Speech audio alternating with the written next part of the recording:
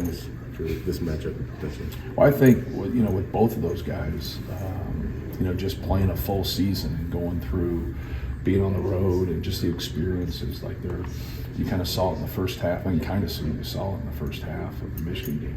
Their team has 57 points. It's pretty impressive. It's hard to do. Michigan is a good team, very good team at home, and those guys went in there. Obviously, they didn't have the best second half, but it just kind of shows you their firepower, and it shows you that we can do it. And it's just not those two guys. Acuff really shot the basketball well. Somerville's made strides the whole year. Jeremiah Williams is a guy that can break you down and make plays, has a lot of experience. So just across the board, Ogbali is back to give him that size on the front line. So they're, like I said, they're dangerous in transition. They're dangerous in the half court. They get into ISOs. They're kind of their ball screen motion and ball screen attack. But very, very good pieces. They abandoned kind of what they've been because of the guys they've got on the roster now? Kind of ground up defensive mentality? Well, I just think they're, they just have more weapons offensively. I think that kind of happens organically sometimes when you have that many, offensive guys that you run stuff for. You're going to shoot the ball a little quicker. A lot of people don't realize the tie to being a better defensive team sometimes is if you shoot quick offensively, you're not going to help yourself as much. But you might score more points, but the other team's going to score more points too. It's just kind of the possessions. You're going to have more possessions. The pace is going to be quicker. But I think it really just starts with them in terms of not helping them in transition. Like, take care of the basketball, take good shots, set your defense. They can score in the half court. They've proven that. But just don't give them those opportunities on the glass, and don't give them those opportunities in transition. How much of an exercise in coaching is it for you guys to kind of go through the season without the rim protection you guys are used to? Right. Yeah, it's you have to work towards in high school, and when you first start and you get going, it's like you got to keep the ball out of the paint, you got to contain the dribble, and then it was such a big charge game. That was the thing when you grew up. Everybody takes charges. Everybody get out of the paint, take a charge, and do that. And now it's harder to get charges. Anytime they make their step and raise the basketball, they're not going to give you that call. But you still want to get there and be able to do it. So those are the type of things that we really work towards. Of saying, hey, we got to get outside the paint. We got to do things, but we also got to give resistance on the ball. If you give no resistance on the ball and they're just direct drives, it's really hard for the help.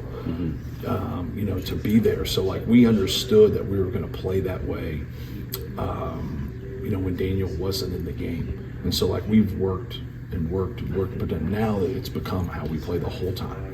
And then you see the shortcomings of it, right? If you don't contain the dribble, or you don't keep it out of the paint, man, it makes it really, really hard on us. So you just got to keep working, but you have to be good on the ball.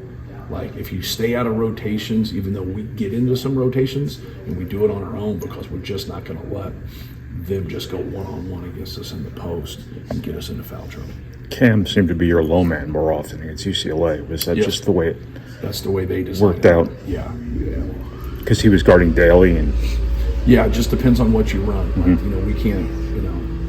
We can't match to it. It's not a zone, even though it's zone off. It's not a zone. There's a lot of qualities that it's my version of a zone. So my version of a zone before used to be just not guarding people. So if you couldn't shoot, we just wouldn't guard you. And so we just hold in there and then try to clog up the lane and just kind of live with that person shooting because he was a non-shooter, he shot a really low percentage. Now we're really just trying to, whether it's a post-up or an ISO ball screen or just a baseline drive, we just want to get there before the paint. But you got to have a good double. Sometimes when you do that, if your double stinks and you don't disrupt the basketball at all, it's just a free pass. But we don't want that pass going to the rim. We want that pass going out, and then we'll live with it at that time.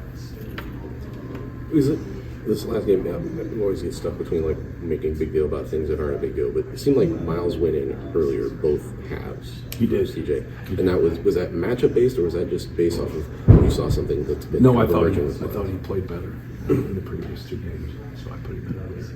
So it helps you kind of get back into another rotation if you're the one that goes in earlier. So he didn't do that in Indiana, but he played well. So I see he stayed in, he played more. And so yeah, I put him in because I thought he had played better in the previous game and gave us a punch, and so he wanted to to get him in there and hopefully get more minutes. If he plays the same. I thought he did some good things. Obviously, he made 2 shots right away.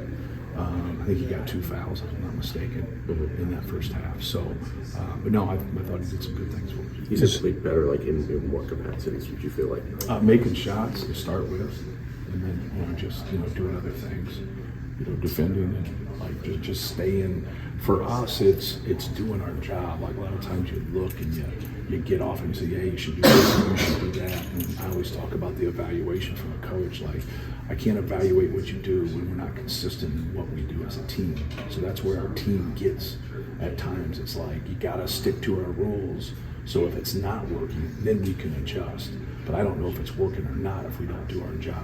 And so, like, a lot of people don't understand, like, not doing your job is probably doing it 80% of your time. Like, you got to be 100% guy in terms of how are we handling this ball screen action, how are we handling this post up, how are we handling drives, like, things of that nature. It all ties together. Is it chicken or the egg with Miles playing better defensively, thus playing more, and his shots going in? Yeah, I think it helps each other. Like, I think when you make, it starts with the offense, in my opinion, for most people. Like, when you make a couple shots, like now, like, you're better in other areas. I'm not saying that's for him. I'm just saying in general, that's how normally it is with guys. You feel better about yourself. And we always try to emphasize taking good shots, and when you miss them, don't let it bother you. Right. Like, you did a good thing, and the percentages will weigh out. Don't look at that. The way we play and how we kind of play off of Braden and how we play off of Trey Kaufman, and then we run some stuff for Fletch.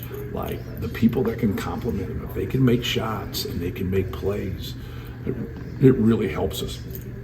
Just being able to make some of those shots that come your way. And it's different because, like, organically, you can get a handful of opportunities, and sometimes you only get a couple. Like, you know what I mean? Like, sometimes you can get 7 or 8 shots. Sometimes you're not going to get anything at all because we're running it for Trey Kaufman-Wren, we're running it for Braden Smith, we're running a play for Fletch, and then you got to be able to play off of those guys if they take it away. And sometimes that comes your way, and sometimes it doesn't. That's kind of part of the role definition. Has Fletcher kind of grown, matured maybe, I guess, in a shot selection mentality? It seemed a couple of years ago, I feel like he just took a bunch of threes, and part of that is that you had Zach, but also he's taking a lot more drives to the basket and drawing fouls, things of that sort. Yeah, he's really good at attacking closeouts and then getting that angle. He's good when he gets angles, especially when he gets to his right hand, because he has a good pull up. He has a good runner. He has a good floater right there. Then obviously, he shoots around 50% from 3. So, like, they're always going to be saying, hey, don't let him catch and shoot. So, like, having that mentality, now when you do those things and you're aggressive when it's not there, being able to play off of 2 feet and then make the next play. I think that's the key, not just for him, but for anybody. Because you want guys to be aggressive, but also make good decisions. But, he's gotten really good at, playing off those closeouts, playing off of his shot fake, and then being able to get to the next action or make the next play. just fair to say the maturity is more